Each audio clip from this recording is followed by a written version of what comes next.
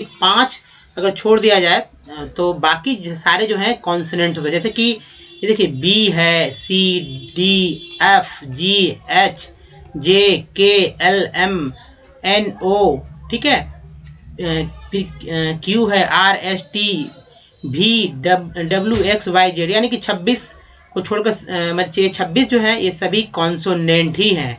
तो कॉन्सोनेंट को याद रखना होगा आपको, और याद रखेंगे तभी आप कुछ सीख पाएंगे। ठीक है, अब आगे देखते हैं। देखिए कॉन्सोनेंट के द्वारा जो है इन सबसे क्या है कि जो कॉन्सोनेंट है कौन कौन शब्द बनते हैं हिंदी के, ये जानना बहुत जरूरी है। यानी कि देखिए कॉन्सोनेंट को कॉन्सोनेंट को अगर कहा जाए हिंदी व्याकरण में तो उसको व्यंजन कहते हैं। ठीक है, तो व्यंजन और स्वर 2 होते हैं हिंदी में। तो यहाँ है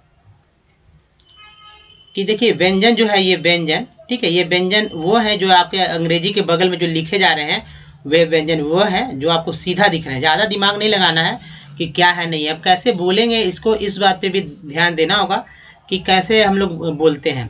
अगर ये सारे जान जाएंगे तो बहुत सारे शब्द जो है आप बहुत अच्छे से एक ही फर्स्ट क्लास के बाद जो है आप अच्छे से किसी वर्ड को जो है बहुत अच्छे से पढ़ पाएंगे। हालांकि 2-3 क्लास चलेगा जिससे कि आप आसानी से पढ़ पाएंगे कौन शब्द को कैसे पढ़ा जा सकता है। तो खैर देखिए यहाँ पर आप जान लीजिए कि ये जो बी है आपका है, बी के लिए ब आता है, बी के लिए ब आता है। आपको याद इसी तो याद करना पड़ा। देखिए सी जो है, सी के लिए अगर कहीं पर सी लिखा हुआ इसका मतलब है कि वो चाहे क बता रहा है या स के बारे में बता रहा है, यानी क होगा या स होगा। उसी तरह डी जो है, डी से ड भी होता है और द भी होता है, दोनों बात को ध्यान रखना है, डी से ड और द दोनों होता है। उसी तरह एफ जो है, एफ से फ होता है, फ से स्टार्ट करके कोई भी शब्द को हम लोग बोल सकते हैं। जी से, जी को कभी कभी ग हम लोग उच्चारित करते हैं, कभी कभी ज भी बोलते हैं।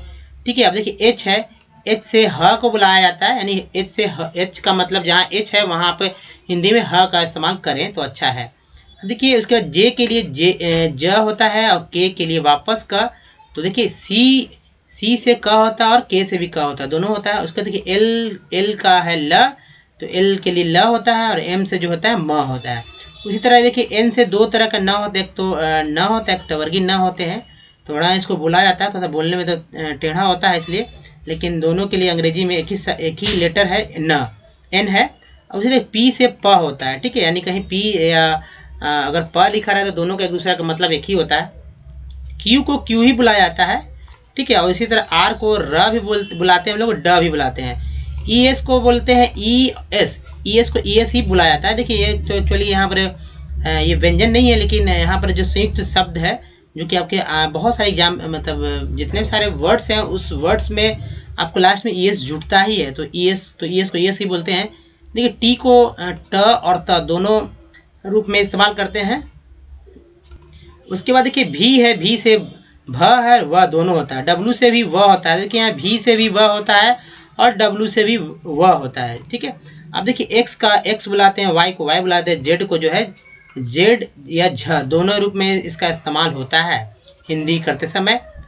अब आइए नेक्स्ट स्लाइड पे चलते हैं। देखिए नेक्स्ट स्लाइड जो है यहाँ आप जानेंगे क ख ग घ जो है उसके क्या क्या जो है तो इंग्लिश होते हैं। आपको ऐसे याद रखना होगा ऐसे कि क ख ग जो होते हैं ज्ञ तक, उन सारे अंग्रेजी में क्या होता है, क्या लिखा जाता है। अगर इसको जान लीजिएगा तो जाए बहुत सारे जो आप नाम है, कहीं नाम लिखना हो या कहीं का पता लिखना हो या बहुत सारी चीज़ जो अगर डायरेक्ट हिंदी से अंग्रेजी में लिखना हो तो आप लिख सकते हैं।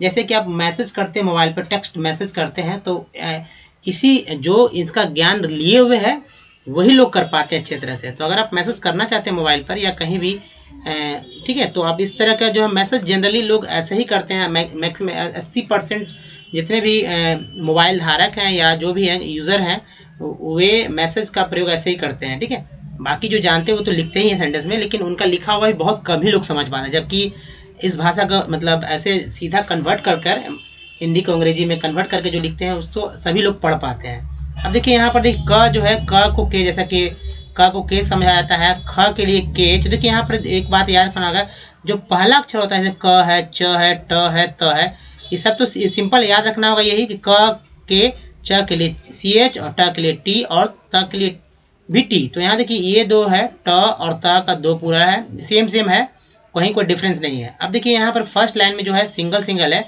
लेकिन सेकंड लाइन में देखिए एच जुड़ जाता है, ठीक है, एक्स्ट्रा एच एक और लग जाता है बगल वाले अक्षर के साथ।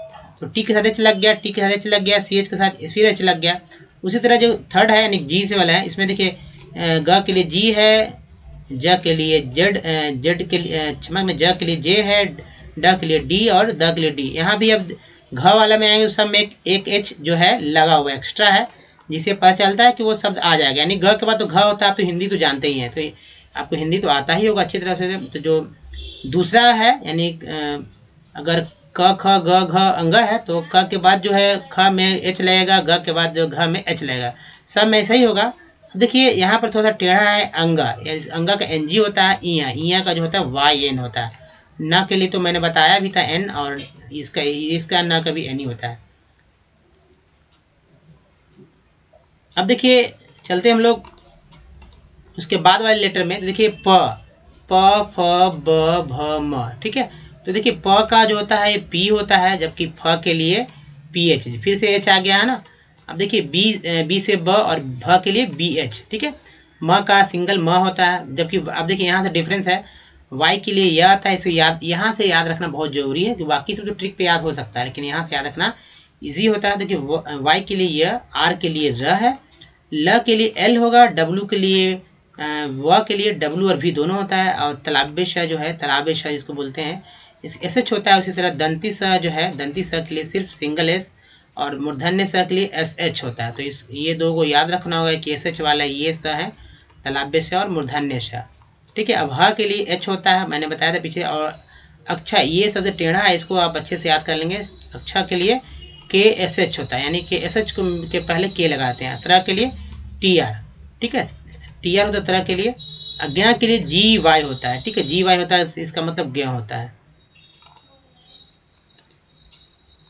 अब बात करेंगे सबसे इम्पोर्टेंट, ठीक है। तो इम्पोर्टेंट है आ ई उ री, ये सारे हैं, ठीक है। तो उसके बाद देखिए अ के लिए जो है जनरली हम लोग ए का इस्तेमाल करते हैं, नहीं भी करते हैं।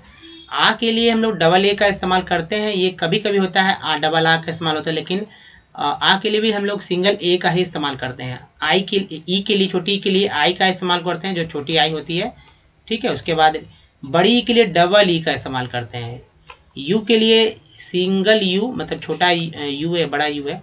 बड़ी यू के लिए जो यहाँ बड़ी यू होती है, बड़ी यू के लिए डबल ओ होता है, ठीक है, डबल ओ जहाँ जहाँ इस्तेमाल, यानी कि बड़ी उकार की मात्रा है।